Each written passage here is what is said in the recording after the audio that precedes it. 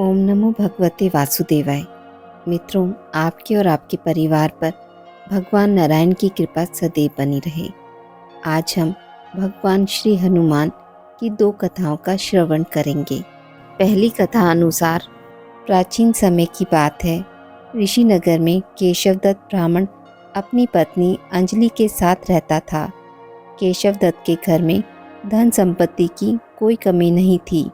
नगर में सभी केशवदत्त का सम्मान करते थे, लेकिन केशवदत्त संतान नहीं होने से बहुत चिंतित रहता था।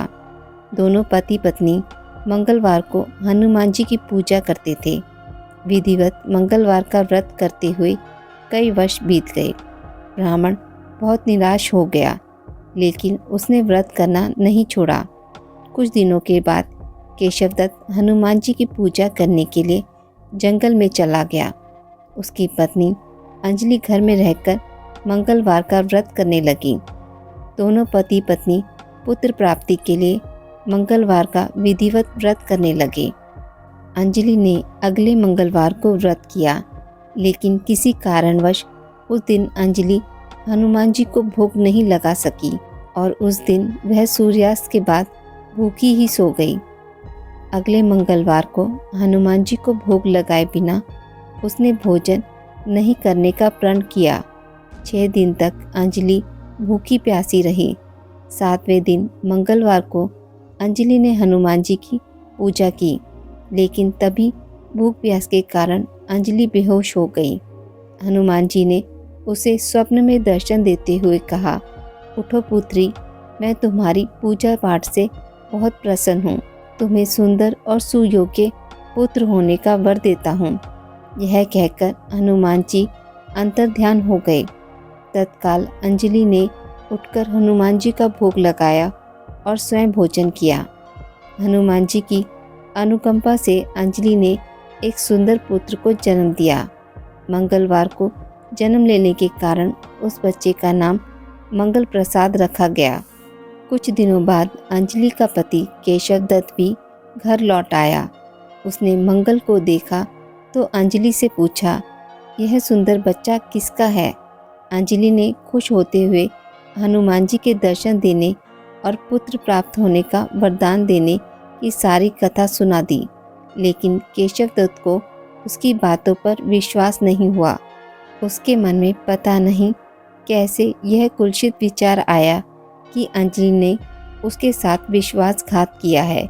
अपने पापों को छिपाने के लिए अंजलि झूठ बोल रही है। केशवदत्त ने उस बच्चे को मार डालने की योजना बनाई। एक दिन केशवदत्त स्नान के लिए कुएं पर गया। मंगल भी उसके साथ था। केशवदत्त ने मौका देखकर मंगल को कुएं में फेंक दिया और घर आकर बहाना बना दिया कि मंगल तो कुएं पर मेरे पास पहुंचा ही नहीं। केशवदत्त के इतने कहने के ठीक बाद मंगल दौड़ता हुआ घर लौट आया। केशवदत्त मंगल को देखकर बुरी तरह हैरान हो उठा। उसी रात हनुमान जी ने केशवदत्त को स्वप्न में दर्शन देते हुए कहा, तुम दोनों के मंगलवार व्रत करने से प्रसन्न होकर पुत्र जन्म का वर मैंने दिया था, फिर तुम अपनी पत्नी पर शक क्यों करते हो?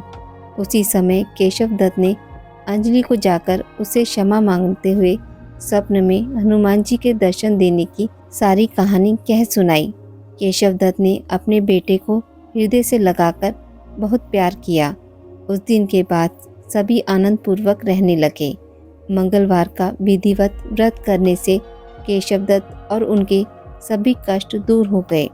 इस तरह जो स्त्री पुरुष विधिवत मंगलवार का व्रत करके व्रत कथा सुनते हैं, हनुमान जी उनके सभी कष्ट दूर करके घर में धन संपत्ति का भंडार भर देते हैं। शरीर के सभी रक्त विकारों के रोग भी नष्ट हो जाते हैं।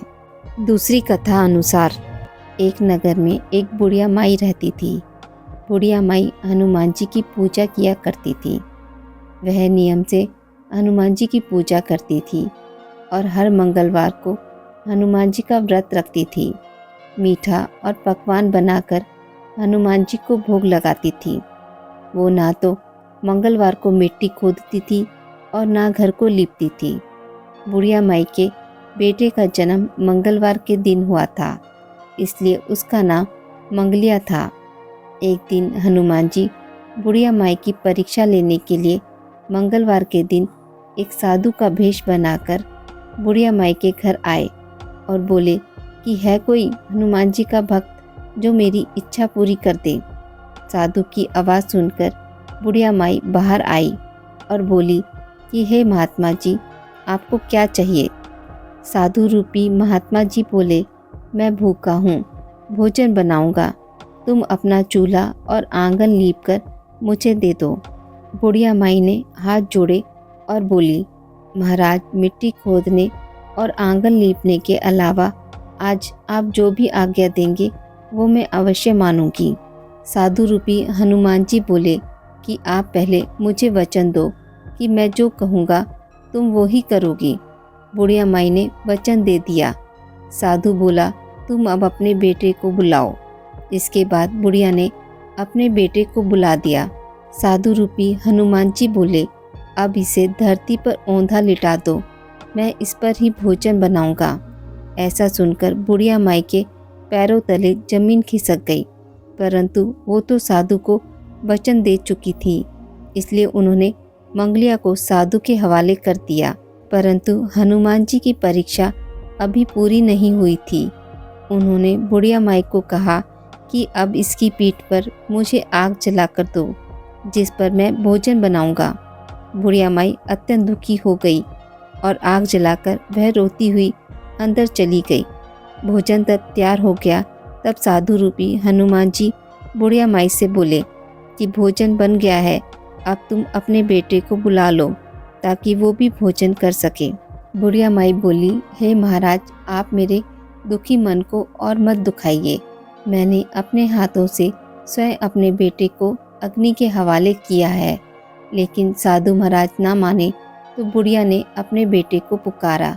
बुढ़िया माई की आवाज़ लगाते ही मंगलिया हंसता हुआ घर के अंदर आया और बोला, हाँ माँ। अपने बेटे को देखकर बुढ़िया माई की खुशी का कोई ठिकाना ना रहा, परंतु वो हैरान थी कि ऐसा चमत्कार कैसे हो गया। वो अपने पुत्र समेत साधु महाराज के पैरों में पड़ गई। हनुमान जी ने उसे अपने दर्शन दिए और उसे सर्व सुख का आशीर्वाद दिया तथा अंतर्ध्यान हो गए। हे हनुमान जी महाराज, जैसे अन्न धन के भंडार और सर्व सुख बुढ़िया माई को दिया, वैसे ही इस कहानी को कहने वाले और सुनने वाले और हुंकारा भरने वाले सभी लोगों पर अपनी कृपा करना।